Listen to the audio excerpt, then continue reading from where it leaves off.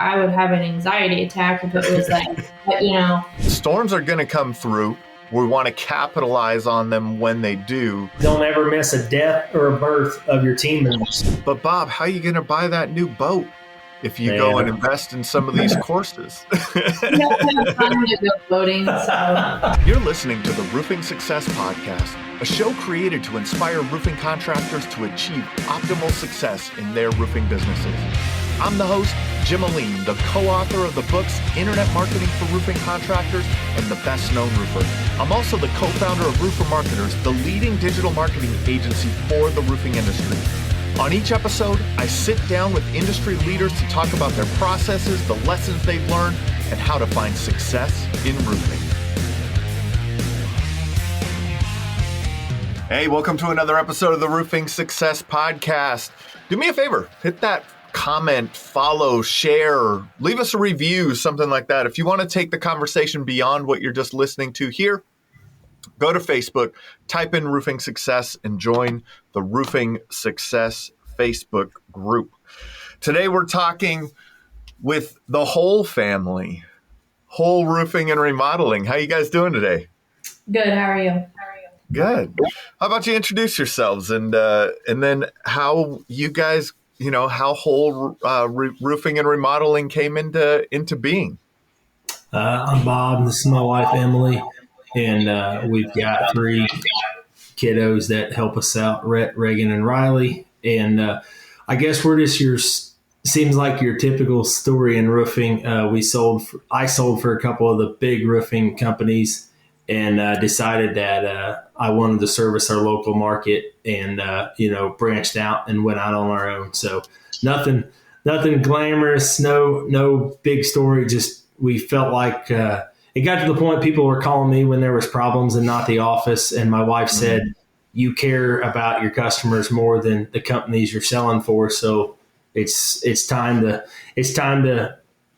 go out on our own kind of thing. So you had to give him a little pep talk, huh, Emily?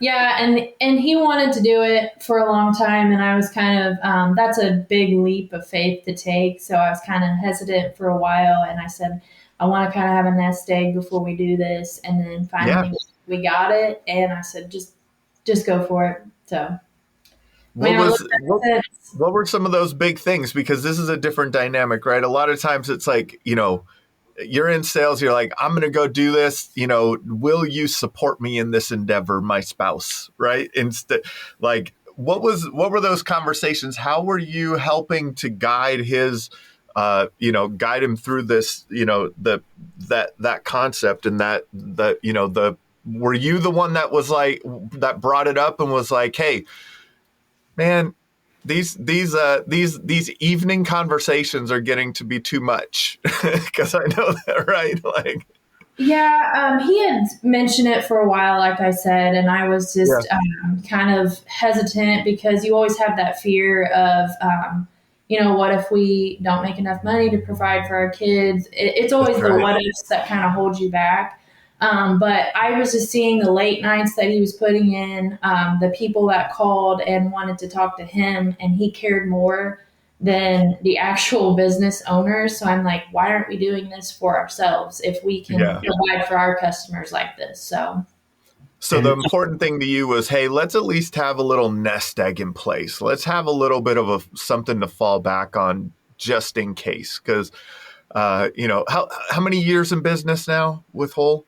We just passed 5 years. Past 5 years. So there's always ups and downs, right? Like we like the ups and we don't like the downs, but saving for that, having that safety net is a big thing. And I know talking to you, Bob, you were talking about how you guys got really, really focused on the Dave Ramsey kind of style of finance. What were some of the things that helped you with that in terms of starting your business? I mean, it's, we've lived the Dave Ramsey lifestyle personally for a little over 11 years. We've been married a little over 11 years now. It was just one of them things that growing up, I saw my dad struggle, and my dad and biological mom got divorced and she left when I was 2. So it's kind of always been a pain point for me.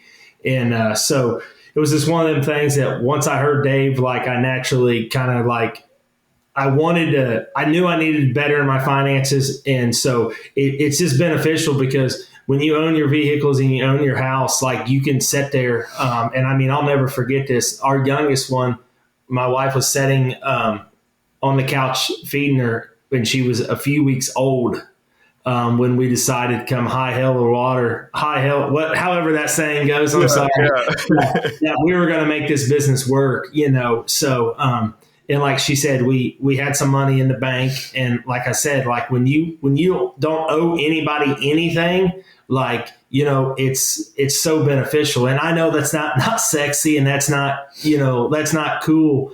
However, like there's just guys that go out of business every day because it's just big and flashy, and they don't have anything, they don't have any backing, any financial backing. So it's just it's natural to us now after doing that program for so long that it's just like if we need a truck or vehicle for the business, like we figure out what cash we have and we go buy it. We don't buy an $80,000 truck. We may buy a $25,000 truck. So it's so important for us and in what we're doing. And it's really important. Finance is something that gets overlooked a lot in the startup phase of a business, right? Of a roofing company. Like we selling is our finance, if that makes sense, right? A lot of times it's like, just keep selling, keep selling. We'll figure it out. Just keep some cash coming in and we can figure it out. Right. I think it's Mark Cuban had a quote that I like, sales cures all, right? And that's true to a point, but there's a lot of the nuance in between, especially in the startup phase. In those first couple of years, how did those principles of paying cash and those Dave Ramsey principles in the first year or two, like as you're really bootstrapping and kind of trying to get this thing going and figure it out as a business owner, were there any impactful things that you're like, man, I'm glad I'm glad that I have studied this Dave Ramsey model or, this model of paying cash?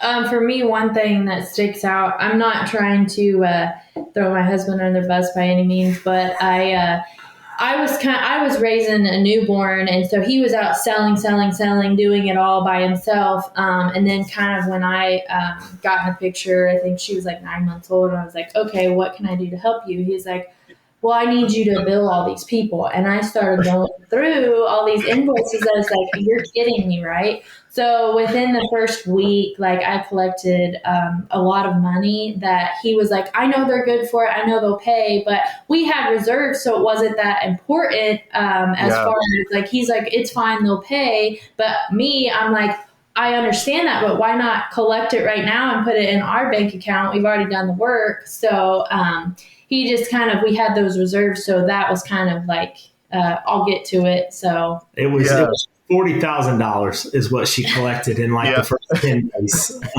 So you're right. Like I would just sell and get the deposit, get the job done, sell, get the deposit. And that is a love-hate relationship when you're financially stable like that. Like we didn't have to have the money, but she's right. There's no reason that it's not in our account. There's no, and that's right. And we're in a rural area. And like I told her, like them people I knew, I trusted them. Like if I called them tomorrow and was like, hey, I need to settle up, they'd say, okay, like, so, but yeah, she was ready to kill me on that one.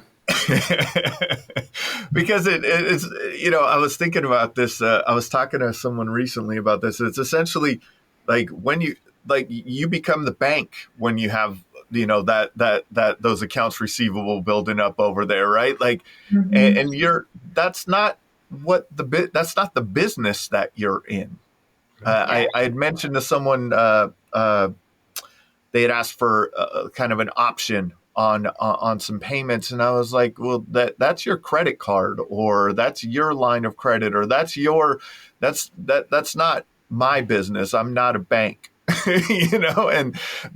but but that speaks to a little bit of, you guys are in a small town market, right? You're in a small town. I grew up in very small towns in northern Minnesota for part of my life, and everybody knows everybody. Yep, hey, I'll just get that, just pay me when you got the time to write that check, right? Like, and a lot of there's it's different in a small market. So that's another thing. I mean, you guys in your 5 years now, what's been the growth trajectory for you guys? What did year 1, 2, 3 look like, and what are you looking like now? So the first year we did a little over $500,000, and it took us about a year to get up and going from when we started. So we're really just finishing our 4th year of actual sales, just because we had to get some ducks in a line and whatnot. But so we started, our first year was just a hair over $500,000. We did a little over $1 million the second year. Last year we did 3.2, and this year we're on track we should hit 4. Okay. So, and last year was a storm year. This year really wasn't. So we wanted to hit 5 this year, but I'm at the end of the day, I'm going to be super pleased, hitting that 4 mark. So yeah, for sure. And in that, I mean, what's the population of the town that you guys are in? Like 7,000. Right. And what's the distance that you are from like Indy and Cincy? You guys are kind of between Indy and Cincy, right? Yeah, we're a little closer to Indy than we are Cincinnati. But we actually do work, and we get some work up in Indy because we've got a couple reps up towards that way. And then actually we've done some work, not technically in Cincinnati, but awful close. So okay. We cover a pretty wide area.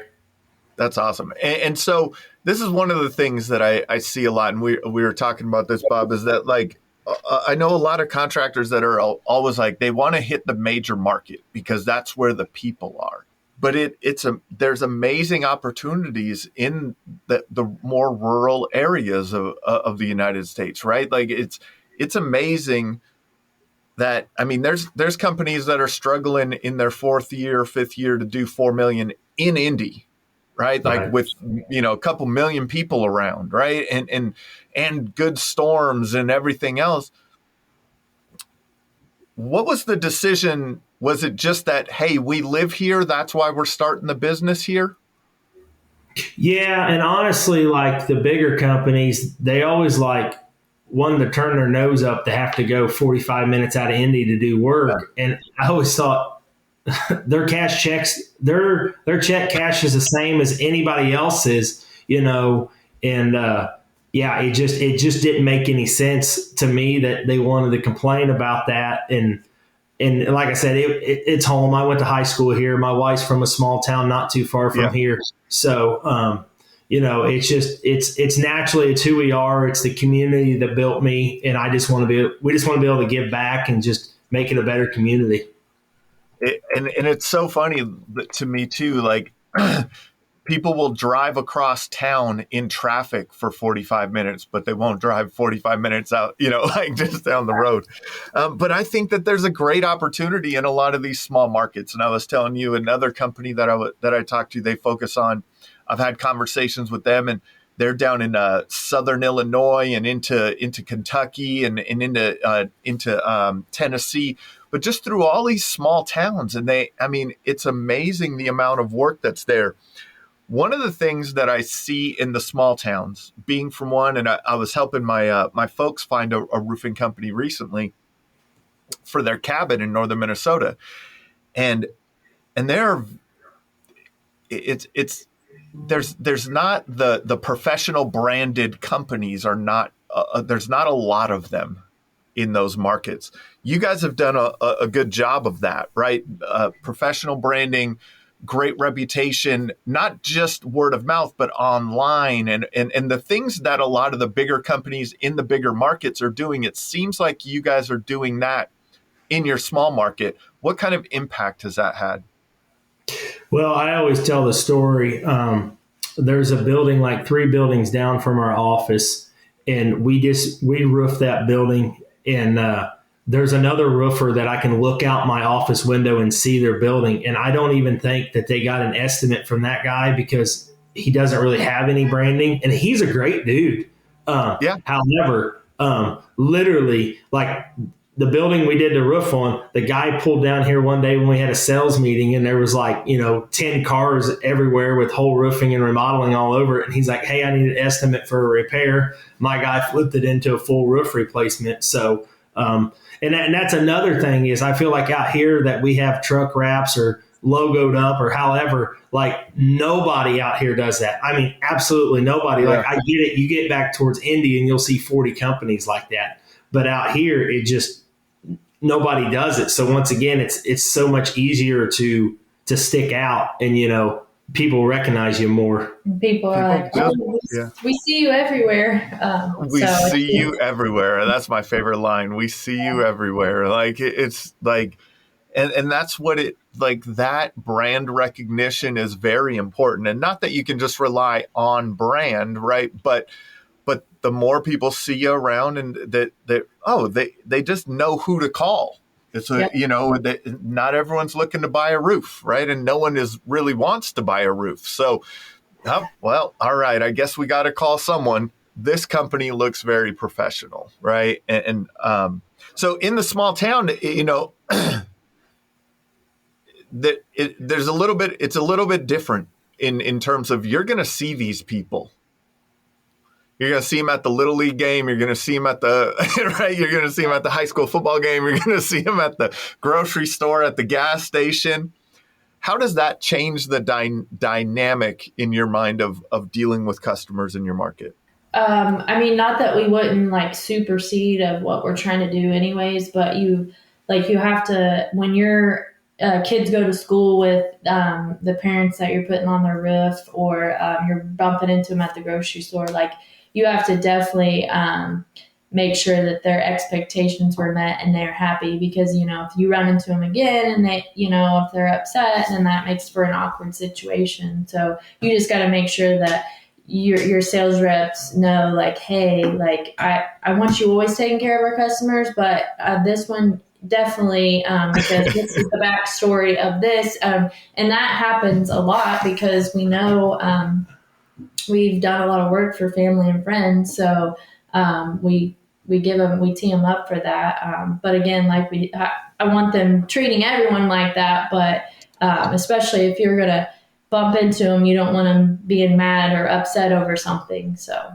well, it's funny because one of our sales reps, he started growing out a goatee last year. And I was like, what are you doing? He's like, I'm so tired of people thinking I'm your son.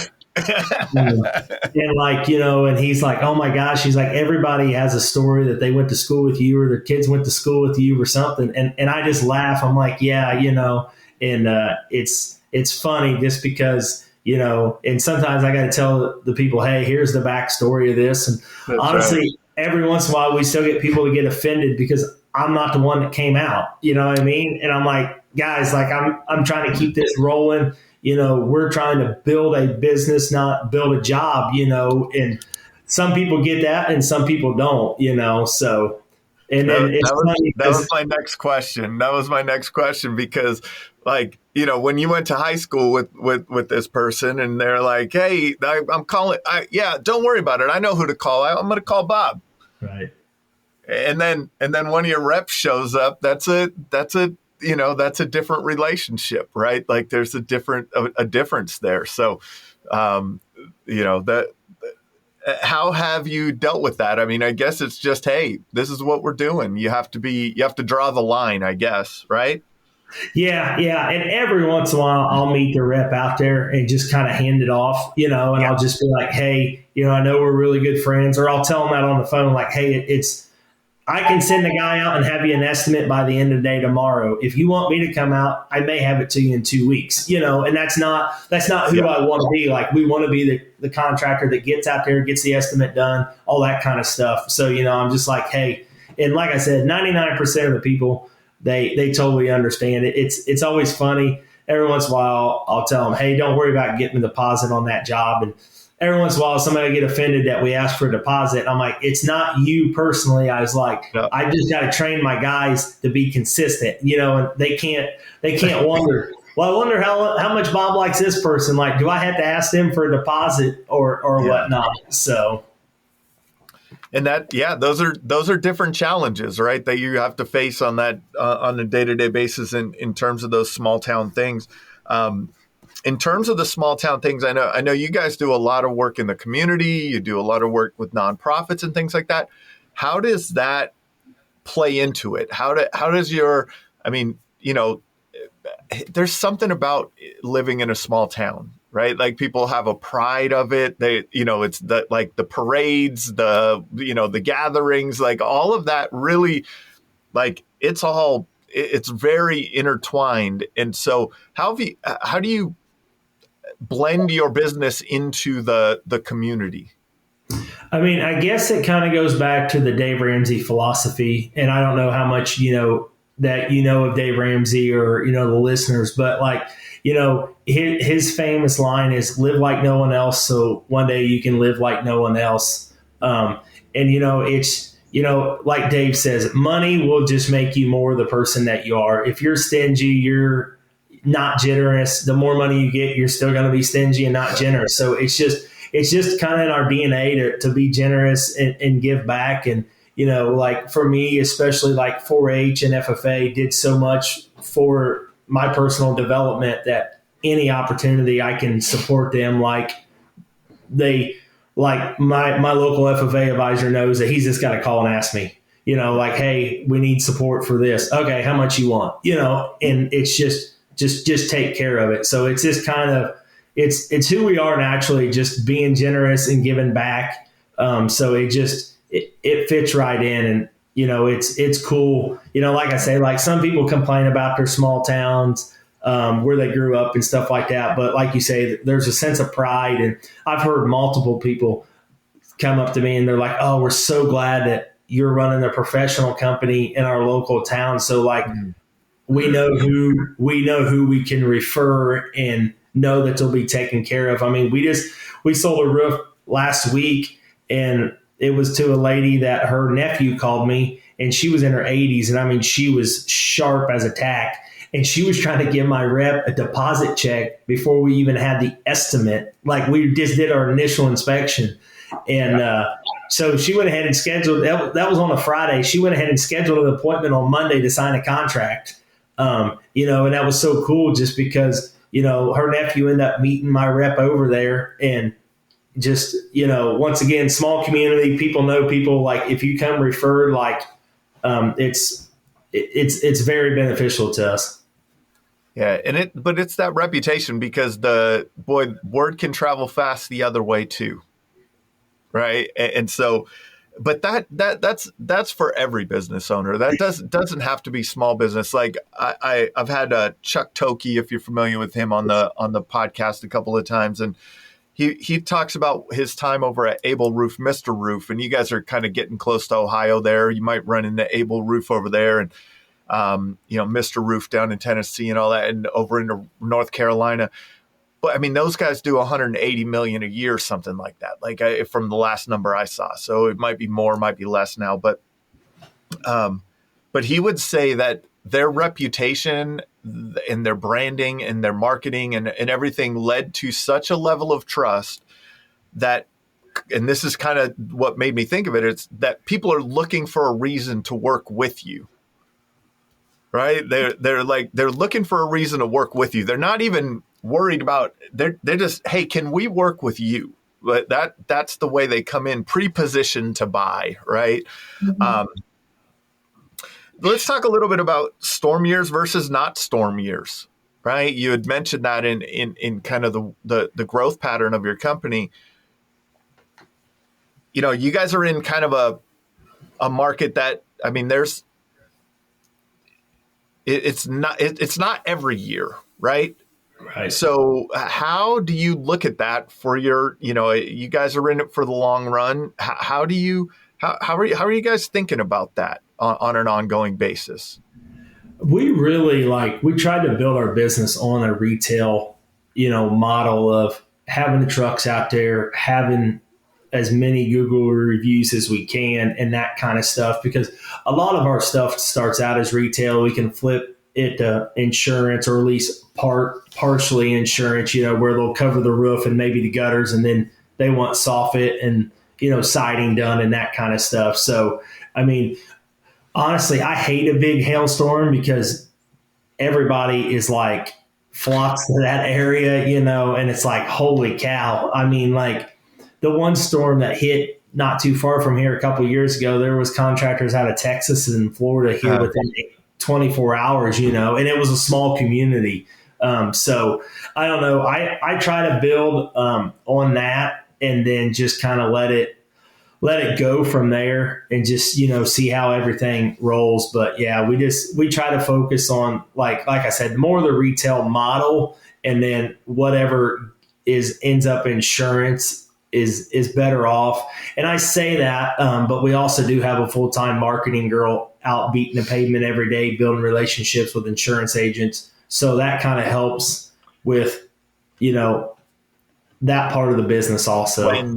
When that's time. So you're not ignoring it, right? You're saying, hey, storms are going to come through. We want to capitalize on them when they do, but we want to have a retail focused model because we can't rely on the weather. Well, and like one thing that I've noticed is like there's a few companies out of Indy that will not do retail. If it's not insurance, they'll either pass on it, or I know one company that only one of their reps know how to bid retail. So if one of the door knockers, storm chasers generate a retail estimate, they have to hand it off to that rep. And I just hired a guy that was working at another company, and I mean, he knows nothing about roofing. Like I've had to train him over everything, and once again, he was just door knocking. And I mean, that's not a bad trait to have, to be able to door knock and generate. But I explained to him, I'm like, man, if I can educate you and you can educate the homeowners on our process and how we build a roof, I was like, and your willingness to knock doors, like you're unstoppable. Boy, that's a mean combination right there, right? Like, yeah, for sure. That's a big thing. Like that when when companies focus on storm restoration, I see that all the time. It's like when people come to us in our marketing agency and they're stormers, they chase storms, they knock doors. They're like, we have a conversation with them. Are your reps trained on how to run a lead from Facebook or from Google right? It's a different conversation. It's not the same. And even like mentioned Chuck again, Chuck and I had a conversation on the podcast where like even he would train his reps down to the lead source sometimes. Like if it came from Home Advisor, like they would buy Home Advisor leads, but they knew that Home Advisor customer trusted Home Advisor.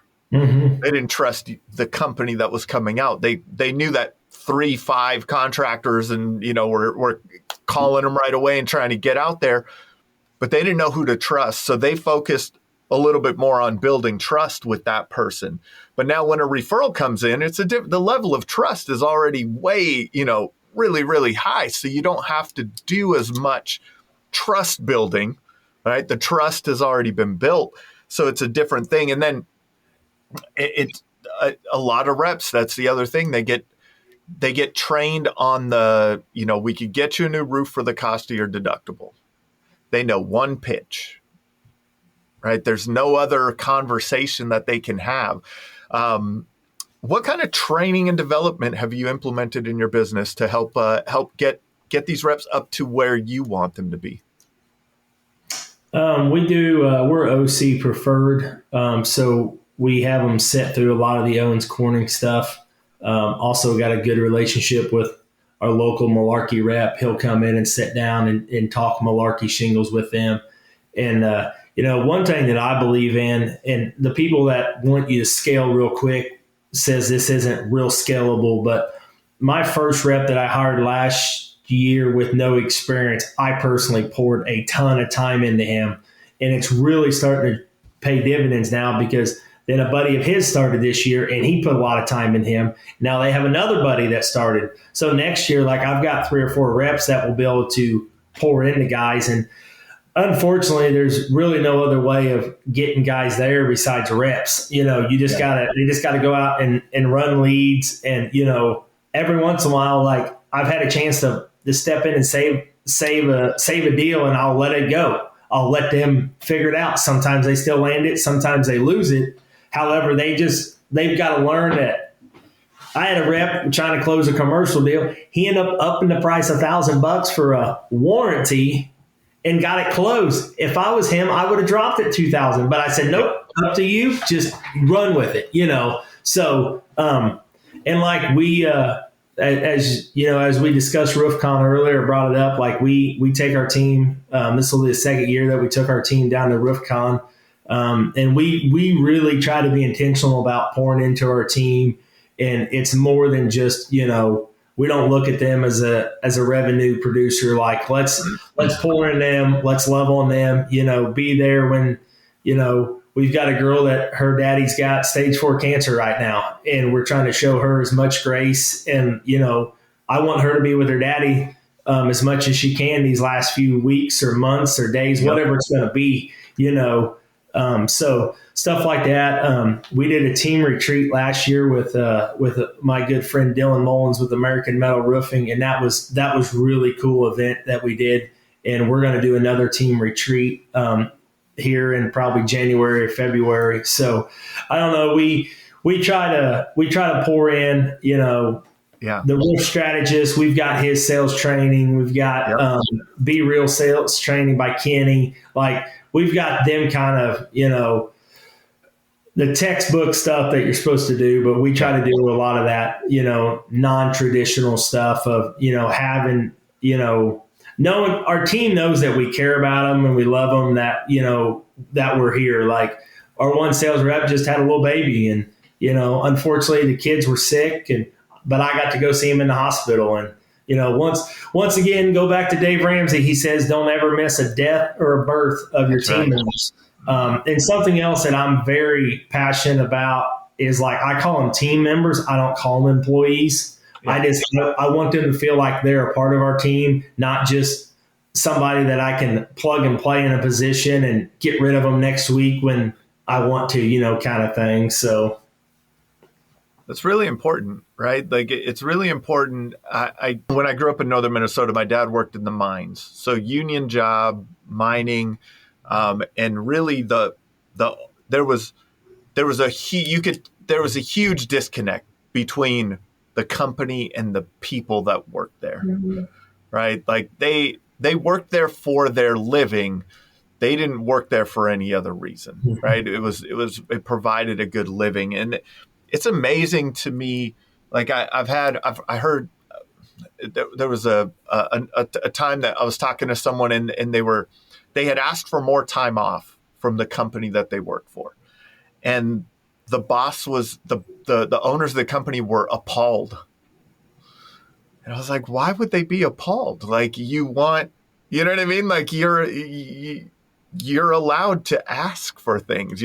And it's even worse that their company didn't even understand that was something that this person wanted, right? Like, so being intentional with your team, understanding what they're trying to accomplish. How have those team events helped you to get to know people on more of those personal levels and understand, what their goals are, what their dreams are, what their aspirations are? I mean, when we had our retreat, when we were able to kind of slow down and like talk to them, we could have those personal conversations of like, hey, what are you striving for? Like one of our sales reps, he wants to buy a house out in the country. Like that is his goal. Yep. And then just having those slow moments of like actually not hustle and bustle of talking about work, just the personal side of it, that really helps. So if the team retreat was great for us last year, so if anybody's looking for something to do, like I highly suggest that. we just kind of did like breakouts of like goal setting, financial stuff with the Dave Ramsey, and a few other things. And it just like the conversations that started happening amongst like our team, were really great because we've got a range of ages on our team. So a lot of the older guys on our team were giving like some advice to the younger guys, which is great because I want to see our team members helping each other out and having those conversations and be like, hey, I did this, didn't really work, try this. And those guys, the younger guys, they really listen and they want that advice. So those team building kind of retreats helped us, so we can get to know them. Like, not that we don't know them, but just on more of like, what are you striving for? It's a different dynamic, right? Like, it's just a different dynamic than being in the office or, them stopping by the shop for a morning meeting or like it's a different dynamic. Out of those retreats now, those are some of the impacts. What were some of the impacts on you guys as to, hey, for the future, we might be able to do this or do that might help the team members on an even higher level? Have you guys, did you guys have any aha moments during the retreat? Just, I guess us knowing that like how much they do listen to us, kind of just reassured us of what we're doing, because they take what we say and they don't just let it go in one ear and out the other. That's just kind of eye-opening of like, hey, what you're telling these guys, like, you have to remember, like, they are taking it and they are running with it. So that for me. So there was maybe a realization of leadership. Yeah. And I really struggle with like, I have to have that big, grandiose, like, leadership. And I'm more of the reserved, quiet leader. So, to me, that opened my eyes. Like, I can be a leader in a different way, not the same, like, not the true definition of like what the dictionary might say. I have other characteristics that make me a leader. So, yeah, that's awesome. Well, and we did just a kayaking trip, and one of our reps shared with us, and he's a younger kid that he was addicted to heroin for almost 2 years, and if you knew his, and I'm not going to say his name or anything like that, but if you knew his upbringing, like, you'd be like, no way, and for him to open up and share that, that's not going to happen in the freaking office or running a lead. And then we've got another rep that, like, he'll flat out tell you that working for us changed his life. Like, just our positive mindset, the opportunity. Like, for me, what is so cool with these sales reps is these guys come in making $15, $18 an hour. And I can legitly show them one kid that started in March just passed $1 million this year in sales. So rough numbers, he made $100,000 this year. And last year he may have made $30,000. So like that can change their lives. But way more important than money, like, one of our reps reached out to me and was like, hey boss, like, I'm going to donate my commission on this one job to a nonprofit. And I was like, awesome. Like, once again, like, they can see us investing in the, donating stuff in the community, all that kind of stuff. But it's pretty freaking awesome when they reach out to you and they're like, hey, I'm going to do this out of my own pocket. You talk about, leaving a legacy, leaving an impact. And once again, like Dave Ramsey talks, like, once you realize that making $100,000 a year, like, that's kind of a mindset thing.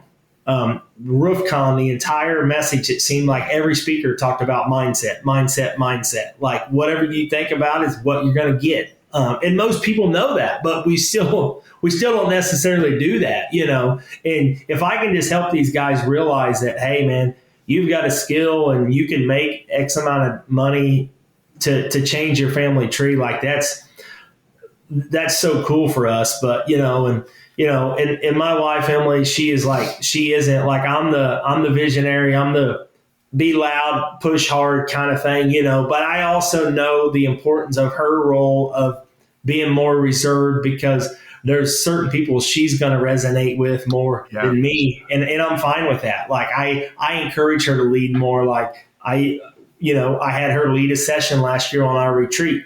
She didn't want to. She would rather sit in the crowd and watch me do it, however, like I said, I know that she's going to reach and touch people, in a different way than myself. How have you guys like those are things that make me think of, like, I always, they're in the mindset, in the journey of leadership and entrepreneurship. You get to these levels where like you have to become a different person almost, right? Have you experienced that, Emily? Like when you were like, man, I don't know if I'm going to I have to hold this session at this retreat. Like, that's nothing that I ever wanted to do in my life. But how were things like that like, I think that like we have to progress, right? And in that growth in ourselves, there's amazing things that happen. I mean, looking back, like I have more confidence now. Like there's some things that I do now, like I would have an anxiety attack if it was like, 5 or 6 years ago. Now I can do it and it's fine. So it's brought me out of my shell a lot and just built that confidence where I'm like, all right, I dealt with this. I can deal with this.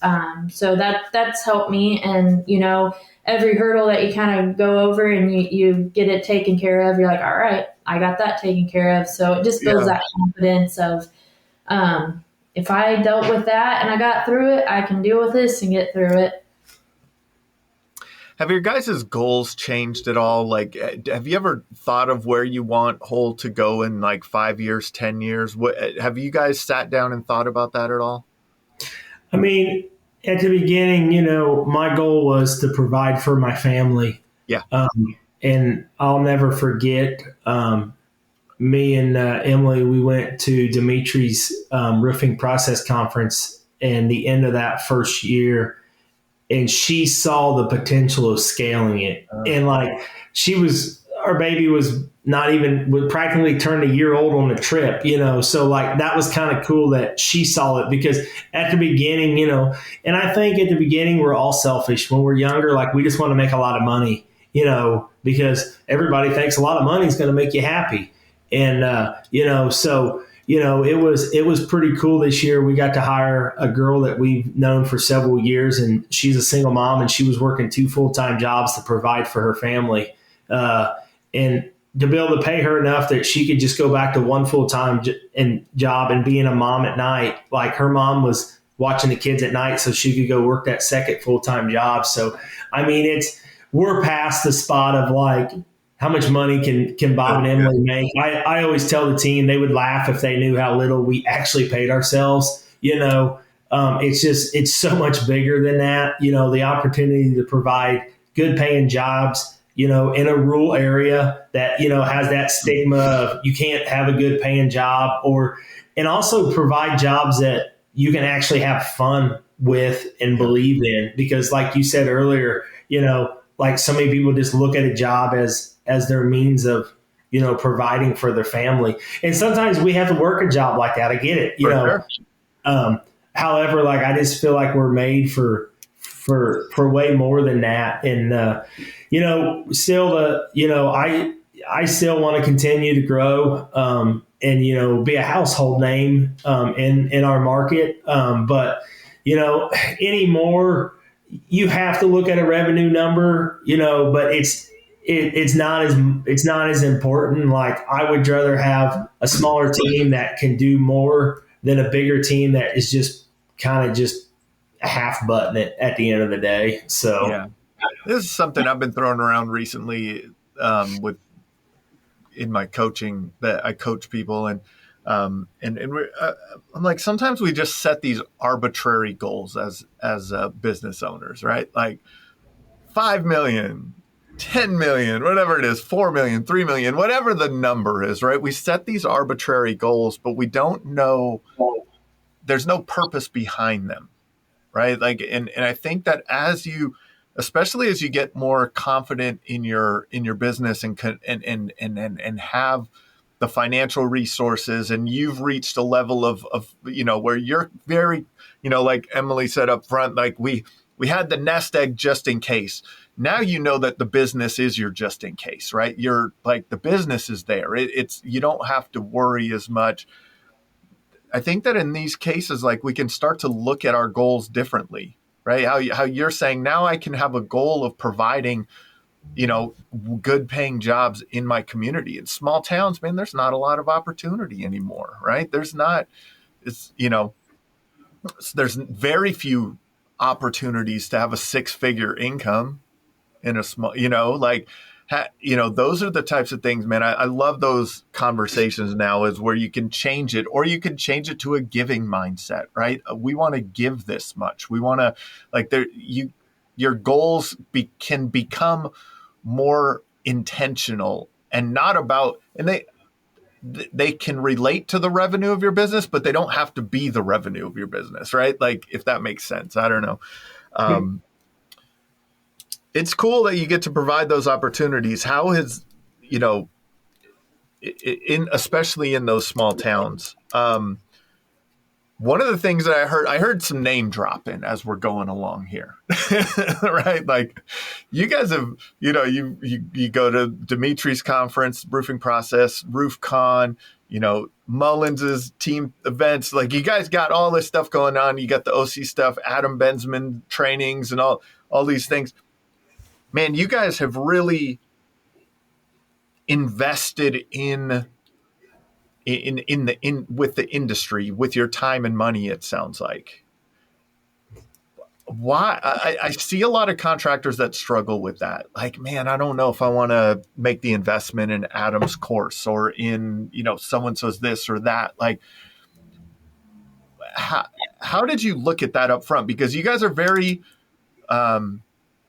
strict with your financials, right? So, being very, making sure that you're making the right investments, when you have to, outlay a few grand to go to this trip, and especially now taking the whole team down to Orlando, and flights and hotels and everything else, right? Like, that's a big investment. The team event that you did, that's a big investment. Like, how have you made those decisions to make those investments and still maintain that Dave Ramsey philosophy, right? Paying cash, not running on credit, things like that. How have you balanced that? I just know the importance, and it kind of goes back to Dave Ramsey. Like, he just always talks about, bettering yourself. What's the saying? You'll make within 10% of your 5 closest friends, in income, and who you're around is who you will be. And it's naturally for me. And we said when we started this that we were going to be different.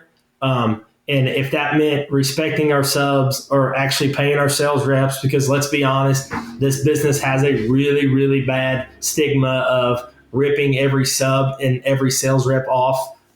It's just, unfortunately, it is what it is. And, I know the importance of that. And we have invested. I'm part of Hunter Blue's Revolt group, and that came with a hefty price tag. But one thing that I respect about Emily, and we have a mutual respect, that, like, she knows I'm not going to go spend money that I shouldn't spend, and vice versa. Like, we've been married, we're on the same wavelength of that. Like I joined Revolt without technically her blessing, but she knew it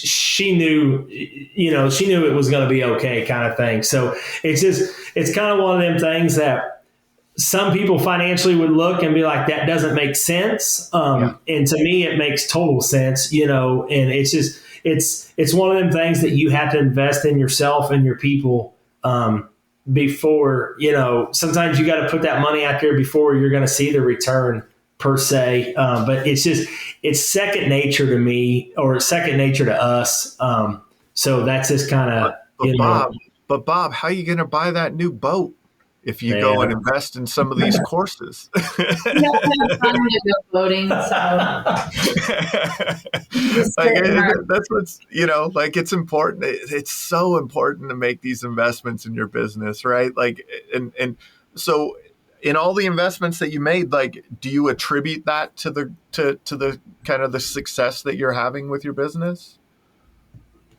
I mean, definitely with the revolt group, I didn't really understand what he was doing going down there to the free retreat. But then once he joined it, and they started having these retreats and like getting to know everybody in the group. Just surrounding yourself with like-minded people, and that, hey, I did this and it didn't work, or I had the same problem last year. Try this. It's just really helped as far as having that camaraderie around you. It's shortcuts so many things, right? Mm-hmm. Because you may have an idea of what this is, but then you get a couple more ideas and you go, man, that saved me a year. That saved me 2 years, right? Like that. It's a lot of cool stuff. How do you guys manage your relationship in the business? Well, thankfully, Emily's the most forgiving person that you would ever know. She's the real. I mean, it's not easy. There's days that we want to kill each other. But like I said, fortunately, she's the most laid back, forgiving person that you would know. And and I'll let her speak to that. I mean, I just have been with him long enough to know like his personality, and I know if he's already agitated and ticked off, well, I'm not going to address this situation right now because it's going to make it worse. Or I know he'll be over it in 5 minutes. I'll let him do his thing, and then we can discuss what I have to talk about. It's just being aware of that. If you've been married to someone long enough, you know their personality traits. So, and one thing, like she's probably the hardest working woman that I know, and she gets that trait from her mother. And she knows that at the end of the day, either one of us will go. If we got to go throw bundles of shingles right now for a job, like we'll both go do it. Yeah. There's nothing that we won't just go tackle. And